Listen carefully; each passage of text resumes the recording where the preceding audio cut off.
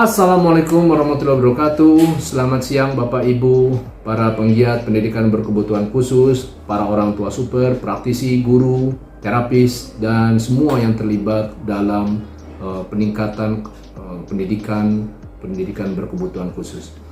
Kembali lagi berjumpa bersama Pusat Terapi dan Homeschool Total Mind Learning. Jadi kali ini saya Yovan P. Putra masih didampingi oleh rekan kami John, yang mana seorang people helper, seorang terapis juga yang telah bekerja dengan banyak klien, baik yang usia muda maupun usia dewasa. Like Efra, how old is Efra? 14 ya, 14 tahun bahkan sampai 27 tahun gitu ya. Itu beliau pernah menanganinya. Nah, pada kesempatan kali ini di podcast kami kali ini kami akan kembali lagi membahas satu pertanyaan yang datang di WhatsApp group Autism Awareness Indonesia. Sebagai informasi, Total Mind Learning mengelola WhatsApp Group Autism Awareness Indonesia, di mana Anda semua dapat berkontribusi, bergabung ke dalam WhatsApp Group tersebut, dan kemudian bisa untuk mengajukan pertanyaan, berdiskusi, brainstorming, atau apapun terkait dengan isu berkebutuhan khusus atau keberbakatan. Saat ini recording ini diambil di lokasi Pusat Terapi dan Homeschool Total Mind Learning. Jadi sekiranya Anda mendengar ada suara anak-anak, ya, itu adalah mereka yang sedang menjalani proses terapi, ya, sedang menjalani proses terapi saat ini. Jadi, namun tidak mengurangi keseriusan dan kesungguhan daripada pelaksanaan podcast ini. Baiklah, jika demikian. Oke, sekarang saya akan mengambil satu pertanyaan. Ini satu pertanyaan dari seorang ibu, ya, dari seorang putri, ya, mungkin sekitar usianya udah sekitar 20-an, ya, anaknya, yang berada atau memiliki kondisi HFA. HFA itu artinya Highly Functioning Autism, ya. Pertanyaannya kurang lebih, apa yang harus dilakukan atau prinsip-prinsip apa yang harus diikuti agar bisa memanifestasi kinerja puncak bagi putri kami? If I translate the question, this question is coming from a mom, a mother of an autistic girl, and the question is, what principles should be followed in order to achieve maximum performance, or to manifest her peak performance for the autistic girl? Okay, yes. Go ahead. That's a great question. So we have 10 of these guiding principles, which we call presuppositions. Okay, 10 presuppositions. Yes, All right. 10. And to start, the first presupposition is this principle that we call everybody is perfect. All right. And what we mean by this, Mr. Jovan, is that we have people, these clients, who have extreme potential to achieve what they set out to do. So everybody at their core is perfect. Everybody has that driving force to get them to where they need to be. However, most of these people, these children, struggle with their ability to recognize their resourcefulness that they've been surrounded with.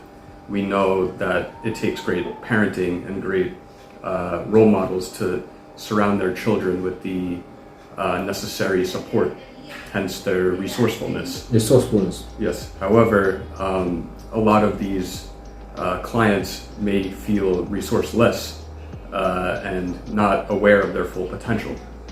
So our job is to extract that potential and essentially make everybody perfect. Okay. Right. Jadi prinsip pertama menurut Jonathan itu adalah everybody is perfect. Artinya semua orang sudah memiliki sumber daya yang dibutuhkan untuk bisa berfungsi di dunia, ya, baik itu adalah autis ataupun non autis. Jadi berkata bahwa mereka yang autis tidak memiliki potensi adalah satu yang salah besar. Yang penting untuk dilakukan oleh para pendamping itu artinya adalah untuk menunjukkan atau memunculkan potensi-potensi yang sebenarnya sudah ada di dalam dirinya, at their core, right? So maybe to elicit the potential within them. Oke, nah itulah sebabnya tadi John juga mengatakan bahwa penting sekali untuk merubah mereka dari kondisi resourcelessness atau memiliki keyakinan bahwa saya tidak berdaya menjadi resourcefulness, bahwa saya memiliki semua potensi yang dibutuhkan untuk berhasil menggapai apa yang menjadi tujuan saya. Jadi kembali lagi John tadi mengatakan bahwa tugas kita adalah mengekstrak ya, memunculkan seluruh potensi itu dari dalam diri individu yang bersangkutan. Okay, so that was principle number 2. So moving on to principle number 2. Yes. Go ahead. Principle number 2 is what we call the mind-body connection. Mind-body connection. And what this means is that everything we do is affected by how your body responds. So you interpret something in your mind, your physical body reacts to that. You do something physically, and your mind reacts to that. So an example of this would be I read a book, and it feeds my mind, and then I physically feel better. Or physically, I go exercise, I sweat, I run, and my mind feels better. So I go up, and it makes something else go down, and go down, go up. So we call this the cybernetic loop, which is essentially one thing affects the other, and the other affects the first thing. Oke. Jadi prinsip yang kedua ini adalah terkait dengan hubungan antara tubuh dan pikiran, atau yang disebut sebagai mind-body connection. Tadi John mengatakan ini yang disebut sebagai cybernetic loop, yang artinya mempengaruhi satu aspek, ya misalnya pikiran akan mempengaruhi juga tubuh, dan demikian juga sebaliknya. Oke, jadi dalam rangka untuk merubah atau berada pada kondisi pikiran yang prima, karena kan untuk belajar pasti kita membutuhkan pikiran yang prima, maka tubuh pun juga harus prima. Itulah sebabnya tadi John menyampaikan untuk bisa memunculkan kondisi prima di dalam pikiran, maka kita bisa melakukannya dengan mempengaruhi tubuh kita, misalnya dengan melakukan exercise atau melakukan dieting yang cocok dengan Anda atau dengan putra-putri Anda. Dengan demikian pikirannya juga bisa terpengaruh dengan kita mempengaruhi fisiknya. Demikian juga sebaliknya, ketika pikirannya itu prima, maka tentu fisiknya pun juga akan memunculkan atau merefleksikan kondisi tersebut. Okay, so moving on. Go ahead, principle number 3. Principle number 3 is that people do not respond to reality. They, in fact, respond to their experience. So what this means is that we are animals, and we are learned creatures. We react to our known interactions with the environment and different day-to-day things. And when a new thing happens, we use that practice that we've known to respond to this. And a lot of times it creates a feeling of repetitiveness, and it creates a learned behavior to go back to. So a good example of this, especially in Indonesia, is the traffic. So it's very easy to get frustrated dealing with such immense traffic. So knowing that reality, you could either react frustrated and be negative, or you could use that time that you know you will sit in traffic and think about something much more positive, whether it be planning or just having positive thoughts to help the situation. Oke. Jadi prinsip yang ketiga adalah people not respond to reality, people respond to experience. Yang artinya adalah kita tidak merespon pada realita, melainkan kita merespon pada persepsi kita. Jadi artinya tadi yang John sampaikan itu adalah bahwa hal ini menunjukkan bahwa tidak ada aspek apapun di luar tubuh kita yang bisa mempengaruhi secara langsung emosi kita atau kondisi internal kita, melainkan semua yang mempengaruhi kondisi internal kita itu adalah akibat daripada kondisi atau persepsi yang kita buat di dalam pikiran. Contohnya tadi John mengatakan adalah misalnya berada di traffic, ya, di kemacetan, yang artinya tentu sewajarnya buat kebanyakan orang kalau berada di kemacetan pasti berada pada kondisi frustasi. Namun kalau kita bisa kemudian berpikir atau memfokuskan pikiran tidak pada traffic melainkan pada sesuatu yang lain, misalnya melakukan perencanaan kerja atau melakukan pemecahan masalah atau memikirkan sesuatu yang lain dan bukan terkait dengan kemacetan tersebut, maka itu akan mempengaruhi kondisi kita, kondisi emosi kita secara internal terhadap kemacetan yang sedang kita alami. Jadi making things bearable, maybe, right? Yes. Okay. Thank you, John. So, moving on to number 4. The fourth principle is having choices is better. And what we mean by this is that we are all animals of control. We love to have control. It makes us feel comfortable. And a lot of times when dealing with autistic clients, they may feel like they don't have a choice or they don't have control when a simple solution is targeted for a goal. So creating this sense of control is crucially important because it gives the client an ability to weigh their options and put themselves in their driver's seat, metaphorically, to get to the next solution. So an example of this would be if a client struggles to eat, you wouldn't say, oh, let's eat now, and that's it. You would give that child or that client the opportunity to make their own target and their own time to do that. So you could say, you could either eat now or you could eat after we do this. And this gives them these two options to weigh, giving them complete control. Thank you. Oke. Jadi prinsip yang nomor 4 menurut John itu adalah having choices is better than not having choices, atau memiliki pilihan itu adalah jauh lebih baik dibandingkan tidak memiliki pilihan. Karena manusia pada prinsipnya merupakan makhluk yang ingin memiliki kendali terhadap situasi di sekitarnya, baik kepada dirinya maupun di luar dirinya. Nah, pada kondisi autisme juga demikian, mereka juga ingin memiliki kendali terkait dengan pengalaman yang sedang mereka jalani, ya.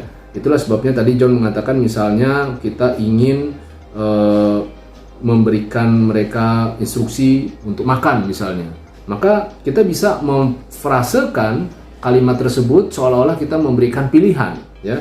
Tadi John mengatakan ketika kita memberikan pilihan, sebenarnya kita put the individual in the driver seat, right?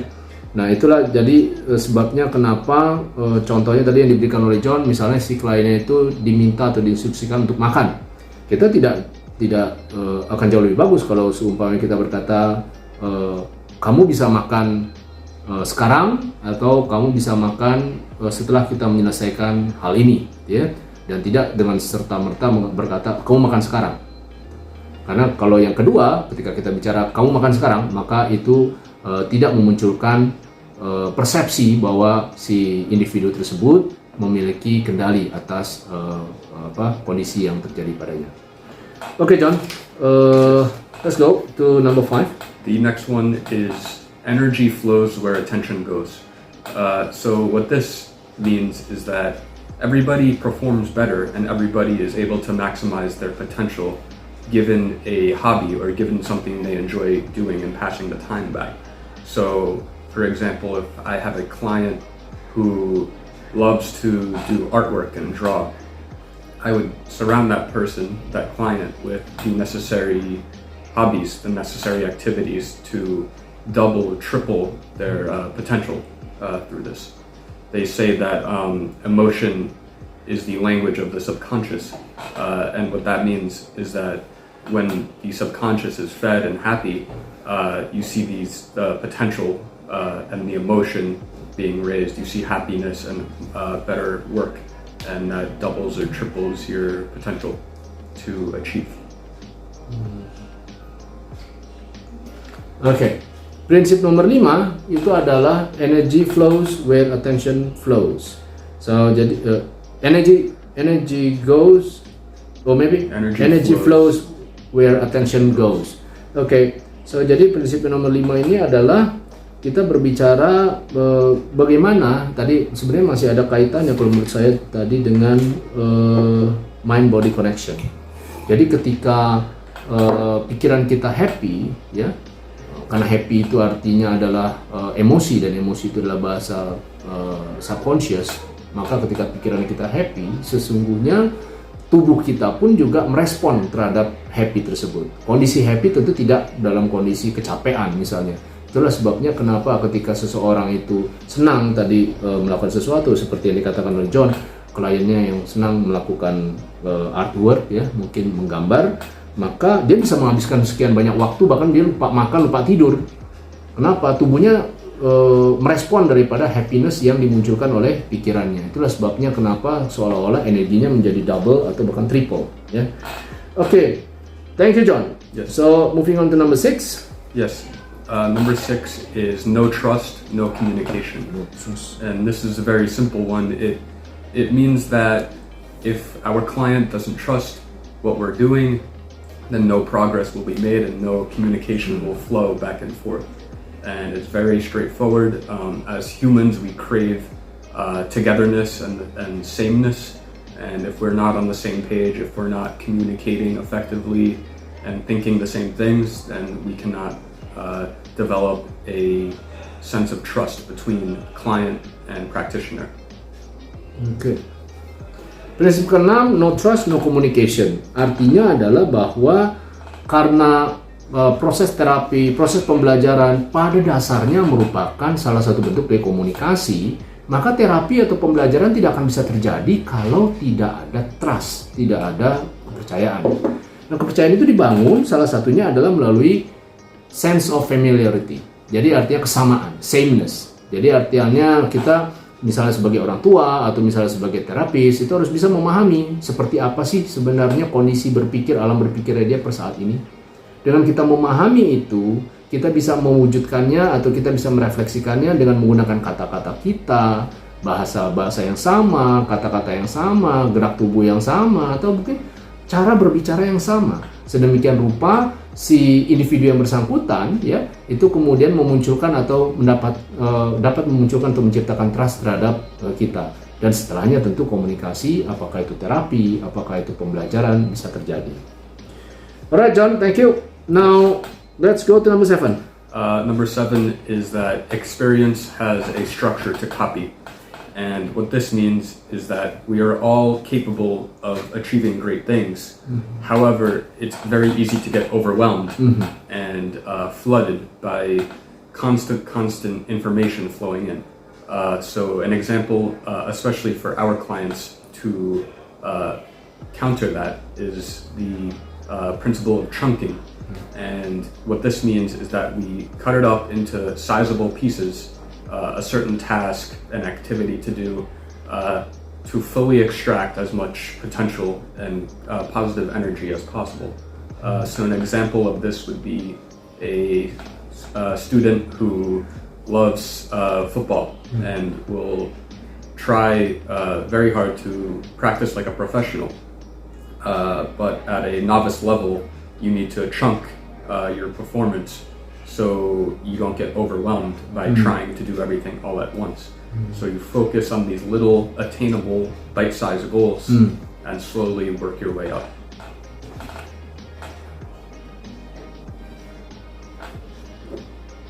Oke. Jadi prinsip ketujuh menurut John itu adalah yang penting juga, dia bilang experience has a structure to copy. Jadi pengalaman itu memiliki struktur yang memungkinkan kita bisa mempelajari atau mengkopinya. Ya. Jadi John di sini memperkenalkan dengan suatu prinsip yang disebut prinsip chunking. Jadi tadi diberikan contoh misalnya putra Anda itu adalah seorang yang autistik lalu ingin misalnya terinspirasi oleh seorang pemain bola ya dan ingin menjadi pemain bola tingkat dunia. Namun itu kan kalau kemampuan terkait dengan sepak bola mungkin luas sekali.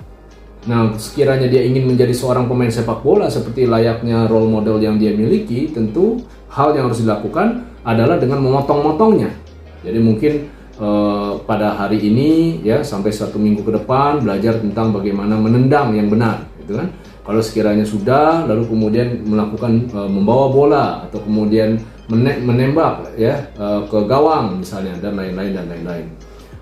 Semua potongan-potongan tersebut harus kemudian dikuasai semaksimal mungkin, dan setelahnya ketika sudah dikuasai masing-masing bagian tersebut untuk kemudian digabungkan dan kemudian setelahnya menjadi suatu skill yang menyeluruh seperti layaknya role model yang tadi menjadi panutan daripada putra Anda. Baik, thank you John. Yes. So we're almost there. Now let's go to number 8. Number 8 is that every behavior has at least one good intention.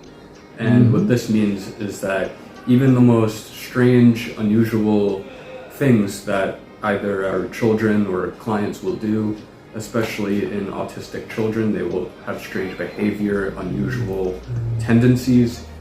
It is vital to know that everything done, even though confusing, is out of good intention, and it's out of that human desire for comfort that we all crave. So a strange activity like staying in the dark and not wanting to go outside, as unusual as that may be, it is intended to provide a sense of comfort and personal ease as a result of whatever situation at hand. Oke, jadi di prinsip yang nomor 8 ini, John bilang artinya adalah every behavior has at least one good intention. Maksudnya adalah setiap perilaku itu pasti memiliki sedikitnya satu tujuan yang baik atau satu tujuan yang positif. John tadi berbicara bahwa rata-rata klien didampingi di sini, klien yang sedang mengikuti proses terapi ya, itu kadang-kadang memiliki perilaku-perilaku yang unik ya.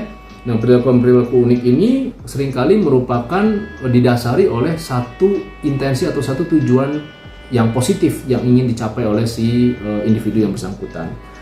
Tadi John menyampaikan contohnya adalah misalnya seorang klien yang didampingi yang senang sekali menghabiskan waktu berjam-jam ya di kamar mandi dalam kondisi gelap, gitu ya.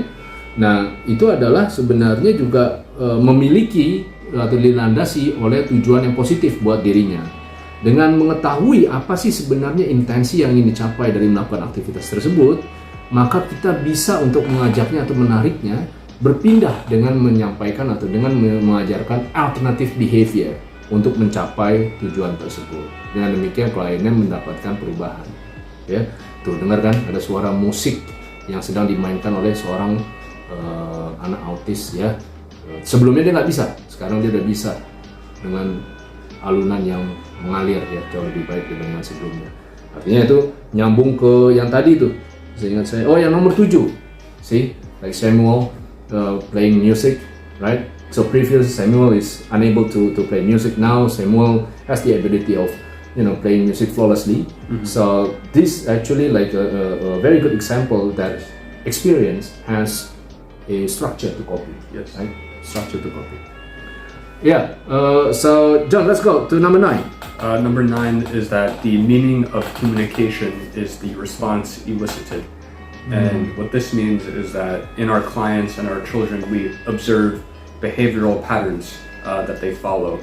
And it is our job to pick up on these patterns and notice what someone will do well, what someone will do that's unusual, what someone will do that's confusing, and act on these behaviors and pick up on these little idiosyncrasies and progress in our therapy, noting these little things that make everybody unique and developing a new learning pattern for the client to follow.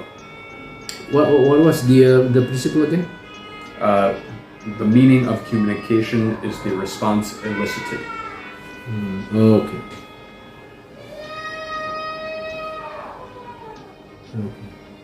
Alright. Kembali lagi ya, Bapak Ibu sekalian, mohon maaf kalau sekiranya ada suara background yang beraneka ragam. Kenapa? Karena ini memang situasinya real. Kami mengambil podcast ini itu adalah di lokasi pusat terapi dan homeschool total mind learning. Jadi real life langsung gitu ya. Ada yang sedang tantrum, ada yang sedang apa gitu ya. Oke, baiklah. So, prinsip yang ke-9 itu adalah the meaning of communication is the meaning of communication is the response elicited. Yang artinya adalah bahwa sebenarnya esensi daripada komunikasi merupakan respon yang dimunculkan.